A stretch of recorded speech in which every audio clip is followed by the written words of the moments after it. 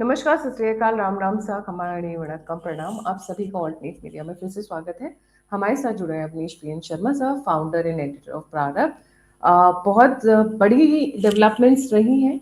कुछ deepfake videos चलाई जा रही हैं जो बहुत ही मज़ेदार हैं और लोग उसको बिलीव भी कर रहे हैं। थोड़ा सा झांसे में हम भी आ गए थे, हल्का फुल्का। और सर की स्माइल से ही पता चल रहा है। उसके साथ साथ सड़क पर जो धमकी दी थी सलीम यादव ने, उस पे बड़ी डेवलपमेंट्स आई हैं। इनको लगता है सड़क सिर्फ इन्हीं के पास है, पर क्या सड़क आपके बाप की नहीं है? इन दैट स्टेटमेंट कर देना चाहूंगी। और कई डेवलपमेंट्स हैं सर। उसमें एक जो सबसे बड़ी डेवलपमेंट है वो जो ये नेहा बोरा को जिस तरीके से उतारा गया स्टेज से। पर आपको पता है क्या कि जुनैद के जाते ही वहां पर पूरा का पूरा मुस्लिम समुदाय भी पहुंच गया है। जुम्मे की नमाज के बाद मस्जिदों से लगता है हम्म। कुछ आवाहन दिए गए हैं, कुछ तो किया गया है। सिचुएशन बड़ी बदलती हुई नजर आ रही है। सौरभ दास इस वक्त और स्टेटमेंट दे रहे हैं कि जंतर मंतर का जो प्रोटेस्ट साइट है वो रहेगा। तो सुप्रीम कोर्ट को बोल रहे हैं कि बेटा तुम नहीं बोलोगे, हम डिसाइड करेंगे। एक याचिका गई हुई है कि क्योंकि सेंट्रल दिल्ली है, बहुत सेंसिटिव एरिया भी है, यहाँ पे अगर प्रोटेस्ट होते हैं तो बहुत सारे लोगों को प्रॉब्लम होती है। प्लस पीएम हाउस, संसद भवन सब है। तो द्वारका में देने की बात चल रही थी, बट अभी तो सुप्रीम कोर्ट ने सुनवाई शुरू भी नहीं की, उससे पहले ही उछलने लगे हैं। इस तरीके के कई सारे डेवलपमेंट्स हैं। Let's get started sir, over to you. बिल्कुल। सबसे पहले सभी दर्शकों को प्रणाम। गायत्री जी, आपको भी नमस्कार। देखिए, आपने कहा ना कि सड़क के सामने सड़क। सलीम यादव का आपने जिक्र किया, उसने क्या कहा था कि संसद में इस देश के मसले अब तय नहीं होंगे, इस देश के मसले अब सड़क पर तय होंगे। पहली बात उसने ये कही थी। दूसरी बात योगेंद्र सलीम यादव ने क्या कही थी कि अब इस देश में सरकार ईवीएम या पोलिंग बूथ से तय नहीं होगी, वो अराजकता एनआरकी से तय होगी, जिसको उसने संघर्ष का नाम दिया था। योगेंद्र यादव की इच्छा पूरी हो गई और हो रही है, दोनों इच्छाएं पूरी हो रही हैं। और इसका उदाहरण ऐसा नहीं है कि सड़क पर नहीं दिख रहा है और संसद में नहीं दिख रहा है। मैं दोनों चीजें अगले 2-3 मिनट में सामने रख रहा हूं, और कितनी सुखद और सकारात्मक स्थिति है भारत के लिए, अपने देश के लिए, अपने समाज के लिए। जंतर मंतर से जब झारखंड के छात्र आंदोलन की तुलना की जा रही है, तो आपने देखा होगा कि जितना भी ये इकोसिस्टम है नकारात्मक, वो कह रहा है कि भाई साहब, जंतर मंतर से आप झारखंड को क्यों कंपेयर कर रहे हैं? मत कंपेयर करिए। वहां का छात्र आंदोलन है, उसको आप जंतर मंतर से क्यों नहीं कर रहे? लेकिन झारखंड के छात्र क्या कर रहे हैं? वो कंपेयर नहीं कर रहे हैं, उन्होंने एक मॉडल प्रस्तुत कर दिया है। और इसलिए हम, आप और यह देश, यह समाज कंपेयर कर रहा है कि प्रधानमंत्री तक के लिए वहां किस तरह के शब्दों, किस तरह की गालियां, भद्दी, अश्लील शब्दों का प्रयोग किया गया, भावना रखी गई। आर्मी के लिए क्या कहा गया, पुलिस के लिए क्या कहा गया, व्यवस्था के लिए क्या कहा गया, ये सब हिंसा, अराजकता। 2800 की जब पहचान की, तो 970 से ऊपर वो उसमें हत्यारे निकलते हैं, अटेम्प्ट टू मर्डर वाले अपराधी निकलते हैं, उसमें ड्रग तस्करी वाले निकलते हैं, उसमें महिलाओं के खिलाफ तमाम वो निकलते हैं। और दूसरी तरफ क्या है झारखंड में? झारखंड में वहां पर राष्ट्र के लिए सकारात्मक भाव रखने वाली भाषाएं आपको दिखाई दे रही हैं। वहां ये कहा जा रहा है कि 70 साल 80 साल के इस देश के निर्वाचित तीसरी बार प्रधानमंत्री बुजुर्ग जो कि उम्र में है, उनके लिए ऐसी चीजें नहीं होनी चाहिए। वहां एक कोड ऑफ कंडक्ट लगा रखा है, छात्रों ने लिख के कोड ऑफ कंडक्ट लगा रखा है। मैंने उसको अपने यहाँ वीडियो में दिखाया भी है। 4-5 पॉइंट उसमें लिख रखे हैं। आप किसी जातिगत, किसी धार्मिक टिप्पणी यहां नहीं करेंगे। आप किसी भाव या भावना को भड़काने की कोई बात नहीं करेंगे। आप किसी पार्टी या राजनीतिक एक्टिविटी, इस तरह की कोई चीज नहीं करेंगे। भाषाई मर्यादा रखेंगे। तो ये तुलना तो अपने आप होगी, और ये तुलना एक भाव में और है। योगेंद्र यादव और इकोसिस्टम इंक्लूडिंग राहुल गांधी, तुम यही कहते थे ना कि सड़क पर होगा, क्योंकि हरा तो तुम पा नहीं रहे हो नरेंद्र मोदी को तीसरी बार। तो पोलिंग बूथ पर तुम हरा नहीं सकते, इसलिए योगेंद्र यादव जो तुम्हारा पिट्ठू है, जो तुम्हारी कांग्रेस पार्टी के लिए ये हरियाणा में कहता हुआ बरामद हुआ था कि मैंने तो फील्ड बना दी थी, अब कांग्रेस खेल ही नहीं पाई तो क्या कर लें। उससे जब तुम ये कहलवाते हो कि मामला सड़क पर तय होगा, तो अब सड़क पर तय हो रहा है। एक तरफ राष्ट्र को प्रेम करने वाला, अपने कैरियर बनाने वाला, पेपर लीक और परीक्षाओं में गड़बड़ियों के खिलाफ खड़ा हुआ झारखंड के वो तमाम युवा हैं जिनको इस देश का पूरा समाज वो समर्थन कर रहा है। और दूसरी तरफ तुम और तुम्हारे गिरोह, अराजक, उनके पीछे फॉरेन फंडिंग, उनके पीछे इतने सारे क्रिमिनल्स, और उन 970 जो क्रिमिनल्स थे जो जंतर मंतर पर पहचाने गए, उनमें से एक फुरकान, उसको योगी आदित्यनाथ ने मुठभेड़ में निपटा दिया है। तो तुम जो कहते थे कि संसद से नहीं तय होगा, तो संसद से भी यही तय होगा। तुमने 240 वाली सरकार को, भारतीय जनता पार्टी को तीसरी बार बनने पर तंज कसा था ना कि 240 बैसाखियों पर चल रही सरकार है। आज उसी 240 वाली भारतीय जनता पार्टी और एनडीए के पूर्ण बहुमत वाली सरकार के पास 2/3 बहुमत है। संसद में 2/3 बहुमत है। तुम कह रहे थे ना संसद से नहीं चलेगा, मैं आपको बता रहा हूं दर्शकों, संसद भी अब 2/3 बहुमत के साथ इस देश के मतदाताओं के साथ खड़ी है। और उसी के साथ सड़क पर तुम नकारात्मक गिरोहों, अराजक, अपराधियों, तिलचट्टों के सामने सकारात्मक जनजी भी खड़ा है। अब एक बात आ रही है कि साहब ऐसा है वहां पर, इसलिए सभ्य दिखाई दे रहे हैं छात्र, क्योंकि कारण यह है कि वो सब ग्रेजुएट हैं। खुद स्वीकार कर रहे हो कि तुम्हारे यहां अराजक थे, गुंडे थे, मवाली थे, हत्यारे थे, अनपढ़ थे, यानी सब ग्रेजुएट हैं। फिर क्या कहा जा रहा है, चूंकि उनको परीक्षाओं में भाग लेना है, या करना है, वह करना है, इसलिए अगर एक भी एफआईआर दर्ज हो गई तो उनका कैरियर चौपट हो जाएगा। ये खतरा जंतर मंतर पर क्यों नहीं आया? इसका मतलब है कि वहां कोई छात्र नहीं थे। सिद्धम हैंस प्रूव्ड, तुमने खुद कहा। तो सुनो, वहां छात्र हैं, उन्हें अपने कैरियर की चिंता है।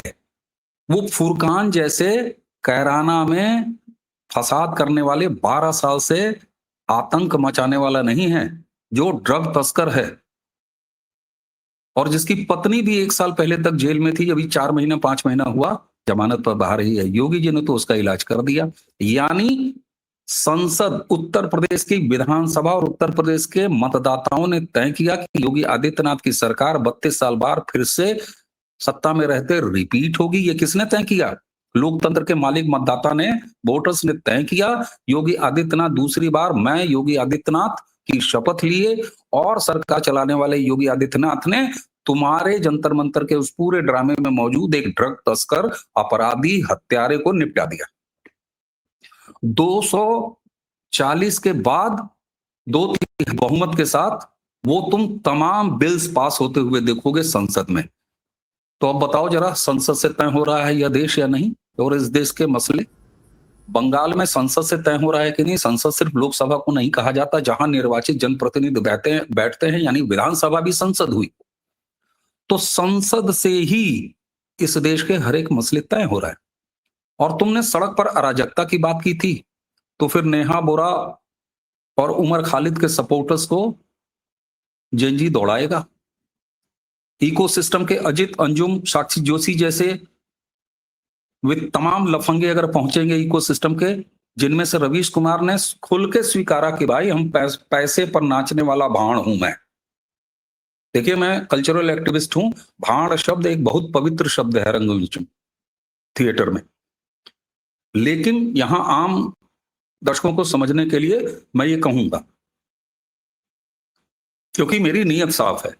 वो खुद स्वीकारता है कि हमारे पास संसाधन नहीं है। इसका मतलब है कि अगर तुम्हें सट्टा सुपारी नहीं मिलेगी तो तुम कहीं नहीं जाओगे। और इसीलिए मैं रवीश कुमार जैसे इन तमाम गिरोहों को सुपारी जर्नलिस्ट कहता हूं। ये सुपारी पत्रकारिता करते रहे। वहां पर नेहा बोरा अगर जाती है तो उसे हटाया जाता है, उसे भगाया जाता है। और एक बात तंज कसा जा रहा है, बड़ा ज्ञान, आपने पूरे इकोसिस्टम के ट्वीट्स देखे होंगे दर्शकों, कि स्याही फेंकी गई। तुम क्या जानो स्याही का मतलब? स्याही से हम इबारतें लिखते हैं, क्रांति लिखते हैं। मैं आरोप लगाता हूं और सवाल दोनों पूछता हूं। और दर्शकों जरा पूछिए नेहा बोरा उसके पूरे इकोसिस्टम से, तुमने झारखंड के उन तमाम पढ़ाकू बच्चों को, संघर्षरत बच्चों को अनपढ़ कहा है? तुम ये बता रही हो कि झारखंड में प्रोटेस्ट कर रहे बच्चों के पास अकल नहीं है, उनके पास शाही का और कोई ही इस्तेमाल नहीं है, तुम्हारा चेहरा काला करने के बजाय। तो तुम टुकड़े टुकड़े गैंग हो और अब तुम ये करके बच नहीं पाओगे। ये एक बहुत बड़ा सकारात्मक डेवलपमेंट है। मैं आज कह रहा हूं कि इस देश में, जबकि जिस व्यक्ति को गाली दी गई वो व्यक्ति तो इंस्टा पे आया, उसने कहा माफ कर देता हूं, मैं क्षमा कर। साथ ही याद कीजिए, प्रधानमंत्री ने एक चीज और कही उसी वीडियो में। उन्होंने हम आप यानी देश के समाज को भी कहा कि आप लोग उन बच्चों को कड़ी से कड़ी सजा या इस तरह से थानों के चक्कर और कोर्टों के चक्कर मत लगवाइए। क्यों? क्योंकि लोग परसू करने लगे थे, एफआईआर कराने लग गए थे, खोज रहे थे कहां है, कैसी है, पहचान कर रहे थे और उसके बाद एफआईआर करा रहे थे। तो एक तरफ प्रधानमंत्री ये कहते हैं, लेकिन प्रधानमंत्री का दिल बड़ा है, वो माफ कर सकते हैं। इस देश के समाज ने माफ नहीं किया है और यही आपको झारखंड में दिखाई दे रहा। मैं आज कह रहा हूं, जनता और मतदाता 2014 से लगातार उत्तरोत्तर ये तय कर रहा है कि सदन में कौन बैठेगा, संसद किसके हवाले होगी, सरकार कौन, एक ये तय कर रहा है। दूसरा, अब जन क्रांति, राष्ट्रवादी क्रांति, जेन जी जिसको आह्वान करते थे राहुल गांधी की उतर जाओ, नेपाल बना दो और बांग्लादेश बना दो, वह सड़कों पर उतर चुका है अपनी समस्याओं के लिए, अपनी सरकार के लिए। तुम्हें शर्म आनी चाहिए कि जिस मंत्री का इस्तीफा तुम केंद्र में मांग रहे थे, उसके बाद तुम्हें गृह मंत्री और प्रधानमंत्री तक का इस्तीफा चाहिए था। झारखंड के बच्चों ने एक बार भी इस्तीफा नहीं मांगा है। अब उनकी प्रमुख मांगों में इस्तीफा है ही नहीं, वो व्यवस्था में सुधार चाहते हैं। तो ये एक बहुत बड़ा डेवलपमेंट है, मैं इसे कोई छोटा डेवलपमेंट नहीं मानता। और आप देखेंगे आगे आने वाले समय में अब यह भारत विरोधी टुकड़े टुकड़े गैंग जहां भी इस तरह के पालतूगिरी करेगा कांग्रेस और कांग्रेसी इकोसिस्टम की, इस देश का सकारात्मक युवा सड़कों पर निकलेगा। और आज अगर युवा निकल रहा है तो जो प्रधानमंत्री 24 घंटे का जनता कर्फ्यू लगवा के घर के अंदर करोड़ों भारतीयों को बंद कर सकता है, तो अगर जेन जी के इस तमाम रिएक्शन, सकारात्मक रिएक्शन से देश का बाकी समाज अगर जाग गया तो, और लोग जग रहे हैं, आप देख रहे होंगे कैसे तमाम नेगेटिव लोगों को लोग वहीं पर बेइज्जत कर रहे हैं, खोज खोज के बेइज्जत कर रहे हैं। तो मुझे लगता है कि इस देश में एंटी इंडिया बनाम इंडिया फर्स्ट, भारत फर्स्ट, इसका प्रदर्शन अब सड़कों पर हो रहा है। और सबसे अच्छी बात, जिनके हाथों में डिग्रियां हैं, जिनके हाथों में नौकरी के फॉर्म्स हैं, उनके हाथों में पत्थर नहीं होते। पत्थर उनके हाथों में होते हैं जिनके साथ फुरकान जैसा ड्रग तस्कर है और जिसको लंबा लिटा दिया योगी आदित्यनाथ जी। जी, आपने सही कहा, सड़क का जवाब, अगर सड़क पे उतरकर ये रास्ता ढूंढने की कोशिश कर रहे हैं तो सड़क का जवाब सड़क पे मिलेगा। अगर वो नहीं होता तो ये जो कई देवियां वर्ड नहीं बोलूंगी, सूर्पनखाएं बोलूंगी सर, देवियों की बेइज्जती हो जाएगी। ये जो सूर्पनखाएं माफी मांगती हुई फिर रही थी, तो ये माफी नहीं मांग रही होती। घेर घेर कर ये जो कनॉट प्लेस में टपरी घूमते हैं, बिकॉज मैं ऑब्वियसली मैं दिल्ली में पढ़ाई हुई है, कनॉट प्लेस में हम लोग भी पहुंच जाते थे। वहां पे ना कुछ एक रेगुलर फेसेस होते हैं, वो पुलिस वालों को भी पता होता है, ये वाला यहाँ बैठता है, वो वाला वहां बैठता है, वो वाला वहां बैठता है। तो ये लोग आइडेंटिफाई नहीं हो पाते अगर ये कहीं दूर दराज से आए होते। तो वहां पे लोग उनको घेर के, तो आपको सड़क का जवाब चाहिए तो सड़क पर भी जवाब मिलेगा। संसद में जवाब अगर आप चाहते हो तो संसद में भी मिलेगा। आप पहले तय कर लो, अगर सड़क, फिर माइनॉरिटी माइनॉरिटी मत चलाना, फिर वायलेंस मत चलाना, फिर बेइज्जती मत चलाना, और फिर हमसे तो गलती हो गई, हम तो माइनर है जी, ये वाली कहानियां मत करना। तो जिस तरीके का जवाब आप चाहोगे उस तरीके का जवाब मिलेगा। Coming to something very important, Jantar Mantar को हटाने को जंतर मंतर को लेकर सौरभ दास बड़े बिल आउट हैं, अचानक से उनको बड़ी दिक्कत हो गई सर। पर उससे पहले एक बड़ा इंटरेस्टिंग जो आपने मुझे बताया कि रवीश कुमार एक्सपोजिंग अभिजीत दीपके की वीडियो वायरल हो रही है ना, उसकी क्या रियलिटी है प्लीज बताइए, मैं स्क्रीन पर लगा रही हूँ वो। दर्शकों, एक्चुअली जब ये हम रिकॉर्डिंग शुरू कर रहे थे तो होता है कि कुछ संदर्भ जो भी होता है सामने आपस में शेयर किया जाता है। तो गायत्री जी ने मुझे ये लिंक शेयर किया, उन्होंने कहा कि और इस पर लिखा हुआ है, इसमें गायत्री जी का क्या है, इस पर लिखा हुआ है, और रवीश कुमार बोलते हुए दिखाई दे रहा है कि वो अब ये दीप के वगैरह गैंग को, सौरभ दास जैसे इन नाबालिग तिलचट्टों को वो उनकी आलोचना कर रहा है। मैं इस वीडियो को जिसने क्रिएट किया है उस क्रिएटर को बहुत बहुत प्रणाम करता हूँ। बहुत ही अच्छा क्रिएट किया है, लेकिन ये डीप फेक है, ये एआई जनरेटेड है। सोशल मीडिया पे पिछले 24-48 घंटों से इसे काफी फैलाया जा रहा है। लेकिन अब मैं एक रोचक बात बताता हूँ। अभी हम लोग बात कर रहे थे ना कि अगर संसद में लड़ना चाहोगे तो इस देश का करोड़ों मतदाता तीसरी बार उठा के बैठा देगा उस सरकार को और जाओ लड़ो। सड़क से लड़ना चाहते हो तो सड़क पर उतर गया। और अगर सोशल मीडिया और डिजिटल में तुम फ्रॉडगिरी करके और तमाम तरीकों के फ्रॉड कंटेंट अगर परोसते हो तो वहां भी राष्ट्रवादी जैन जी उतर चुका और तुम्हारा डीप फेक वीडियो तुम्हारे सामने है। वहां भी मुकाबला अब तुमसे होगा। मैं इस बड़े डेवलपमेंट की बात कर रहा था, आपने बहुत अच्छा किया इसका जिक्र किया। तो मैं कह रहा हूं कि देश की मानसिकता बदल रही है। हम लोग उस डायलॉग को बहुत दोहरा रहे हैं कि अरे भाई ये नया भारत है, ये नया भारत है। ये सबूत है कि ये नया भारत है, वरना इससे पहले दर्शकों, मैं निजी बातें बहुत शेयर नहीं करता, लेकिन मैं मंडल आयोग जब आया था, लखनऊ के हजरतगंज और हलवासिया चौक मफेयर के सामने ट्रैफिक का एक बड़ा सा टायर हुआ करता था तब, और उस पर पुलिस का बूथ था। और जब लाठीचार्ज हुआ लाल बाग की तरफ से, घुड़सवार पुलिस आई तो हम 3-4 लोग जो है बचने के चक्कर में उस टायर के अंदर घुस गए। और घोड़े पर खड़ी पुलिस ने हलवासिया के सामने, जो लोग भी उत्तर प्रदेश को जानते हैं, लखनऊ को, जो लाठियां बजाई इस पीठ पर कि वो बहुत दिनों तक याद रहा था। तो हम मंडल कमीशन के समय भी छात्र थे तो आंदोलन में थे, आरक्षण के खिलाफ थे। Staff reservation, save India, black colour की टी शर्ट केजीएमसी में बटी हमारे इंजीनियरिंग कॉलेज है, हम सारे लोग निकल के बाहर आ गए थे और फिर तोड़ाई हुई, हमारी भी तोड़ाई हुई, पड़े पीठ पे डंडे, कमर के नीचे भी डंडे पड़े। और उसके बाद जब हॉस्टल खाली करा लिया गया तो हम अपने गृह नगर यूपी रोडवेज की बस से चले और फैजाबाद में फिर पुलिस वालों ने बैरियर लगा के रोका और फिर बस से नीचे उतरवाया। और हम इतने बड़े बेवकूफ थे कि वही टी शर्ट पहन के बैठे हुए थे और उतरवाया टी शर्ट, बैग से निकाला दूसरी शर्ट, पहना, उस टी शर्ट को फाड़ा और फेंका। तो यह देश पहले भी खड़ा हुआ है, लेकिन तब तो किसी आंदोलनकारी को कोई इस तरीके से गालियां किसी सरकार के लिए तो नहीं आती थी। हम भी कहते थे कि राजा नहीं फकीर है, देश का तकदीर है, विश्वनाथ प्रताप सिंह थे। लेकिन सवाल यह होता है कि आज अब वह स्थिति आ गई है कि भारत में अगर राष्ट्र विरोधी, चाहे छात्रों के नाम पर, और हाँ, किसान आंदोलन लीजिए, मोदी झुक गए, मोदी झुक गए, ठीक है साहब, मोदी झुक गए, बड़ी बात हो गई, बहुत बात हुई इस पर। लेकिन आप मुझे एक चीज बताइए कि कैसे वाकई इस देश में सड़क पर भी अब राष्ट्र विरोधी तत्वों का मुकाबला होगा। किसान आंदोलन का एक उदाहरण देता हूं। क्या यह सच नहीं है कि वह कथित किसान के नाम पर खड़ा किया गया पूरा आंदोलन मात्र पंजाब के मुट्ठी भर अलगाववादी और दूसरे की फंडिंग मंडी माफियाओं और जो स्टोरेज माफिया थे उनके शह पर किया गया आंदोलन बन के रह गया? क्या पूरे देश से उसको समर्थन मिला? राकेश टिकैत जैसे पेड लोग गए, लाठी खा के भागे। पूरे देश का किसान कहां था उस किसान आंदोलन में? नहीं था ना।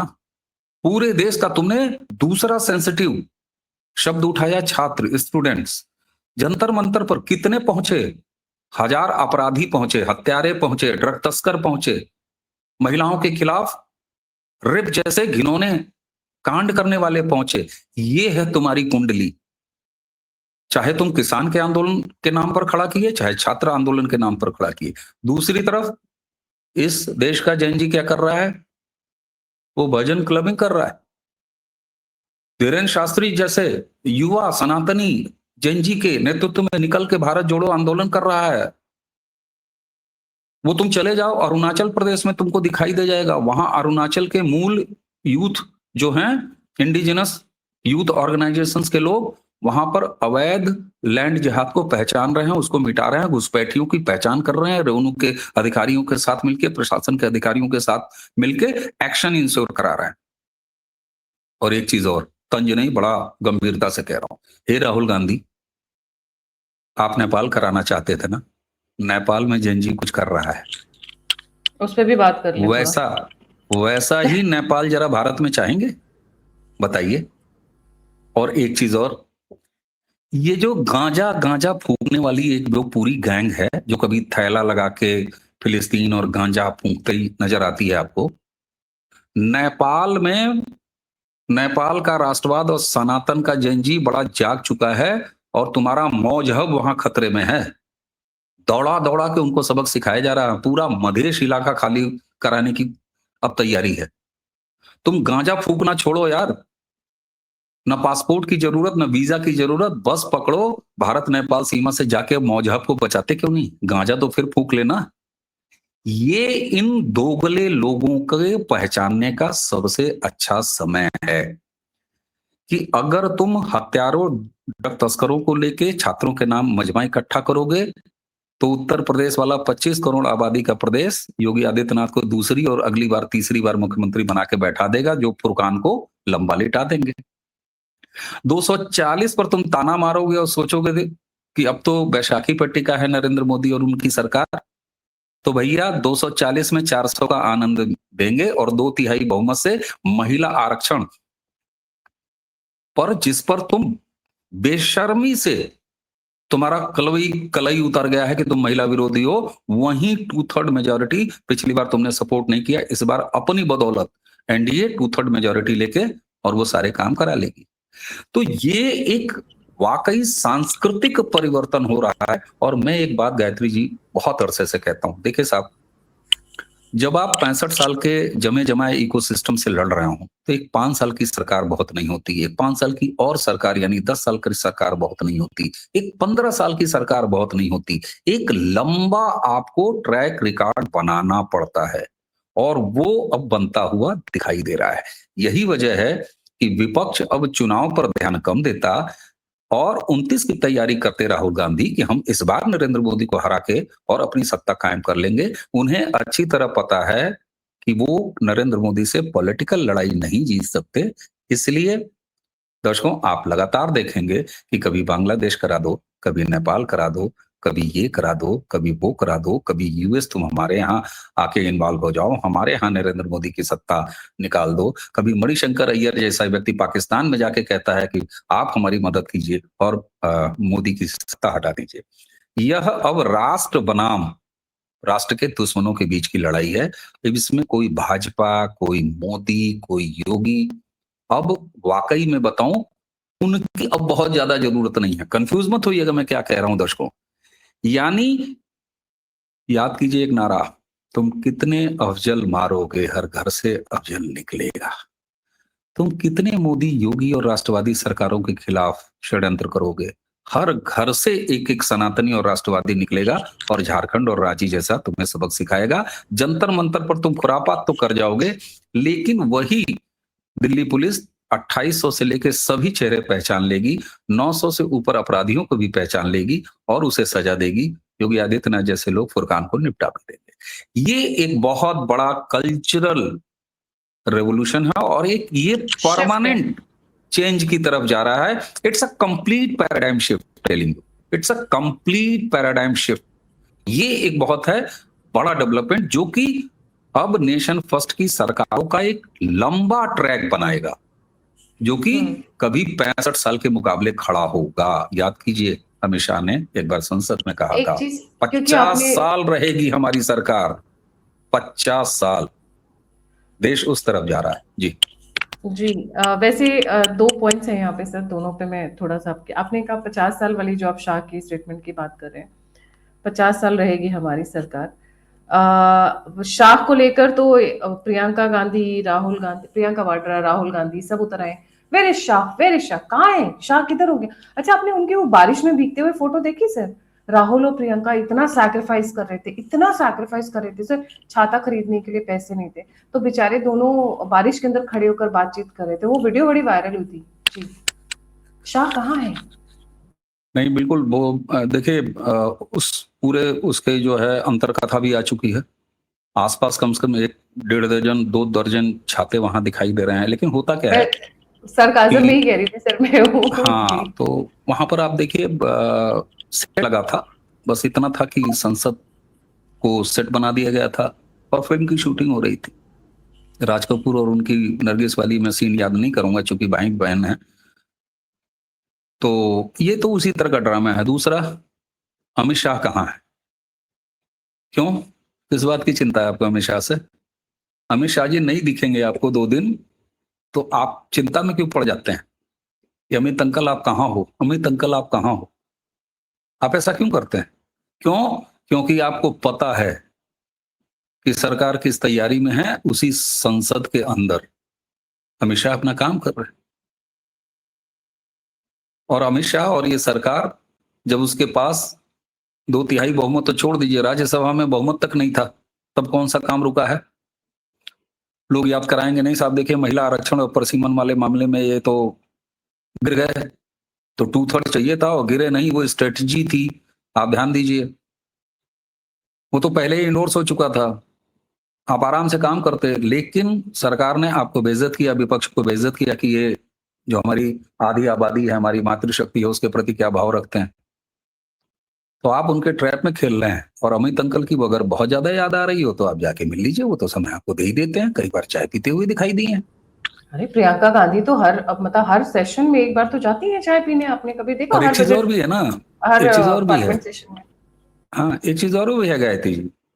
भाई अमित अंकल को, आपके अमित अंकल को, मतलब प्रियंका वाड्रा और राहुल, आपके अमित अंकल को इस देश के हमने और गायत्री जी जैसे करोड़ों मतदाताओं ने काम करने के लिए चुन के भेजा है, और आपको 99 सीट दे के भेजा है कि फालतू टहलते रहो, शूट कराते रहो। विपक्ष में इसीलिए बैठाया है। तो जो सत्ता में है वो अपना काम कर रहा है, संसद में आके हिसाब देगा, और आपको हिसाब देता है, आप लफाजी के अलावा कुछ करते नहीं। देखिए ऐसा है कि मैं फिर से एक बात अंत में दोहराऊंगा, इन्हें भी पता चल चुका है कि देश का माहौल अस्थाई रूप से बदल रहा है और बदल चुका है। अस्थाई रूप से मैं कह रहा हूं, अस्थाई रूप से बदल रहा है। इसीलिए अब यह चुनाव की तरफ देखते ही नहीं, अब यह अराजकता की तरफ देखते हैं। और तमाम चीजें आपने देखा होगा कि वीडियो आया था उसका मेनन का, निवेदिता मेनन का, वो साफ कह रही है कि पहली बार जंतर मंतर के जरिए मुसलमानों को कुछ सांस आई थी। वो क्या कहना चाह रही है? कितनी बार हमने कहा कि राहुल गांधी मजहबी भीड़ के भरोसे भारत में अराजकता कराने के सपने पाल के बैठे। ये खुद स्वीकार कर रहे हैं कि इनकी योजना क्या थी। इनकी योजना यही थी कि मुसलमानों को सांस आए, और हम सबने ये महसूस किया कि किस तरीके से वहां खुलासे हुए जंतर मंतर पर, शाहीन बाग और तमाम जो जमुना पार के इलाके हैं, वहां से वही मजहब वाली भीड़ आ रही थी। तो साहब, यह देश अस्थाई भाव में आ चुका है, और इसलिए सड़क पर भी यह तुम्हें जवाब देगा, और संसद में अपनी 2 उंगलियों से जवाब दे रहा है। 2 उंगलियों क्या? एक पर लोकतंत्र की स्याही लगवाता है, दूसरे से ईवीएम का बटन दबाता है। तो जैन जी अपना काम कर रहा है, हम लोग पता नहीं किस में आएंगे, किस में आते हैं हम लोग, पता नहीं कौन सा जैन। हालांकि मैं तो अपने आप को जैन जी में ही शामिल रखूंगा, हाँ, कोई वो नया वाला मुझे नहीं चाहिए। तो चाहे जैन ए हो, चाहे जैन जेड हो, वो सारे के सारे अपने उस अस्थाई भाव के लिए लगे हुए हैं। इसलिए ये तमाम चीजें आपको दिखाई देंगी जी। ये जेंजी कर रहे हैं, पर एक चीज और है, उधर अब हाईजैक करने की कोशिश की जा रही है सर झारखंड वाले मुद्दे को। और सौरभ दास बोल रहे हैं कि भाई जंतर मंतर हमारा रहेगा, मतलब Supreme Court, you dare not touch Jantar Mantar. अगर यहाँ से हट जाएगा तो हम संसद पे बम कैसे फोड़ेंगे, हम पीएमओ को कैसे घेरेंगे? देखिए ना, ये बोल रहे हैं hands off our Jantar Mantar before trying to take away our protest site, tell us if you will designate the India Gate where we can exercise our fundamental. Why do they want only a central sensitive place for protest? इरादे साफ हैं इनके ना, लेकिन महत्वपूर्ण नहीं यही है। मैं एक चीज कहता हूं, महत्वपूर्ण ये नहीं है कि कितना अराजकता और कितनी नकारात्मकता, कितना विषैलापन, कितना भारत विरोधी जो भाव है वो मौजूद है। हमें इस पर ध्यान देना चाहिए कि उसके सापेक्ष, उसके सामने राष्ट्र प्रथम, राष्ट्र के सकारात्मक, राष्ट्र का डेवलपमेंट, सनातन का डेवलपमेंट, भारत के बहुसंख्यकों का जो इनरिचमेंट है, हमारे धार्मिक स्थलों का जो इनरिचमेंट है, इस पर कितने लोग साथ हैं। और ये बताता है कि तीसरी बार सरकार, डबल इंजन की सरकारों की संख्या लगातार बढ़ते जाना, बंगाल जैसा किला फतह करना राष्ट्रवाद द्वारा, यह सारी चीजें हैं। इसलिए सकारात्मक ज्यादा संख्या में है, नकारात्मक तो हमेशा रहेंगे, ये महत्वपूर्ण है। और दूसरा, ये जो कह रहा है जंतर मंतर, मैं आपसे कह रहा हूं कि लोकतंत्र में भी लोग संसद में भी साथ हैं, सड़क पर भी साथ हैं। अब मैं जुडिशरी से ही कह देता हूं, जुडिशरी ने इसके पिछली याचिका को क्या किया था, बीच में जब गए थे, सीजीआई की टिप्पणी थी, हमारा समय खराब मत करिए। दूसरी बार जब ये रिलीफ मांगने गए कि नहीं साहब किसी के खिलाफ एफआईआर नहीं होनी चाहिए, सुप्रीम कोर्ट की टिप्पणी थी कि प्राइमा फेसी दिल्ली पुलिस ने जो कुछ भी सबूत हमारे सामने रखे हैं ये बेहद गंभीर है, इसकी जांच होनी चाहिए और किसी आपराधिक वाले रिकॉर्ड वाले आदमी को हम नहीं छोड़ने वाले हैं, दिल्ली पुलिस एक्शन ले। वहां से क्या रिलीफ मिली इसको? नहीं मिली। और ये बात करता है कि सुप्रीम कोर्ट का ऑर्डर हम नहीं मानेंगे। अब मैं वो शब्द कहना नहीं चाहता, जंतर मंतर तुम्हारे अब्बू का है? इस देश में तुमको संसद की बात भी माननी होगी, सड़क पर अगर बात मानते हो तो वह भी माननी होगी, जुडिशरी की भी बात माननी होगी, क्योंकि यह सारे तंत्र अब एक अस्थाई भाव में जा रहे हैं। मैं फिर कह रहा हूं, एक अस्थाई भाव में जा रहे हैं। और राष्ट्र प्रथम चाहे सुप्रीम कोर्ट से हो और चाहे सड़क तक, इसकी भावना पवित्र भावना नहीं है तो और क्या है? तो देखिए साहब, ये महत्व तो नहीं रखता। मानना तो अब जाने दीजिए, फिर वही होगा, मानना तो तुम्हारे अब्बू को भी पड़ेगा, सुप्रीम कोर्ट का जो भी कहना है, सरकार का जो भी निर्णय होगा। तुमने रजिस्ट्री करा रखी है, हमारे यहाँ यूपी में कहते हैं कचहरी की भाषा में, बैनामा करा रखा है तुमने? नहीं ना। तो इसलिए ये एक्सपोज्ड हैं और मीडिया पिपासु हैं।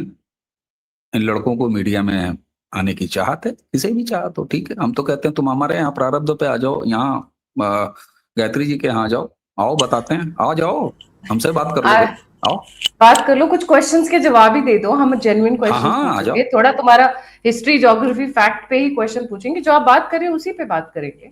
देखिए ना, आप बुढ़ा आज बुढ़ा बोल दिया ना, दीपके ने अन्ना हजारे को कहा कि अब हम बुड्ढों के साथ बात नहीं करेंगे, अब बुड्ढों को रिटायर सोनम वांगचुक को लात मार के भगाया। ऑब्वियसली इनमें respect, dignity, integrity, consistency, sincerity, ये जो वर्ड्स है ना, जो एक इंसान को इंसान बनाते हैं, एक होमोसेपियन को इंसान बनाते हैं, मनुष्य बनाते हैं, इनमें कुछ भी नहीं है ऐसा। Thank you so much sir, it was interesting session. जिस भी फॉर्म में ये उतरेंगे उस फॉर्म में भारत की जनता, मैं राष्ट्रवादी नहीं करूंगी, भारत की जनता, क्योंकि जो जंतर मंतर पर हुआ उसका सबने फिर बैकलैश देखा।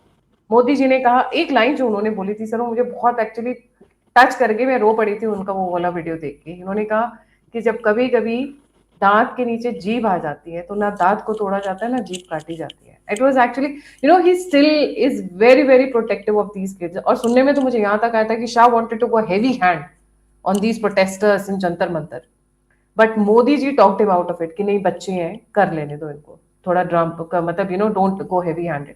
नहीं तो बहुत आसान है, बहुत आसान है। इन वहां से आपने 2-4 हजार की पुलिस फोर्स लगा दी, आपने हवा में फायर किए, आंसू गैस के गोले फेंके, it's very easy for them. But the only challenge here which BJP and RSS या other people are going to face, या राष्ट्रवादी, BJP is connecting only with the 35 plus generation, while जो 35 के नीचे वाला है उसको एक टारगेटेड तरीके से अटैक किया जा रहा है, ब्रेन वॉश करने की कोशिश की जा रही है। क्या उनको ला पाएंगे? पर जो बैकलैश आया जंतर मंतर के पास, जो माओ ने अपनी बेटियों को चाटे मारे, एक बच्ची ऐसी थी जो गाली गलौज कर रही थी, उसकी माँ और बहन ने उसको चाटे मार मार के गाल लाल करके वो वीडियो अपलोड की थी। तो इस तरीके का जो बैकलैश आया था, ये दिखाता है कि इतना भी खराब नहीं है सिचुएशन जो कई बार लगता है। जो ये बच्चों ने उनको सबक सिखाने के लिए तैयार बैठे हुए, कान मरोड़ने के लिए। Thank you so much sir for joining. जाने से पहले व्यूअर्स से रिक्वेस्ट है, please don't forget to like, subscribe and share the alternate media. आप मुझसे जुड़ना चाहते हैं तो मेरा ईमेल डिस्क्रिप्शन बॉक्स में है। आप मेरी सहायता मदद करना चाहते हैं तो फोन नंबर और यूपीआई स्क्रीन के ऊपर है। इसी के साथ जय हिंद, जय श्री राम, हर हर महादेव। जय जय श्री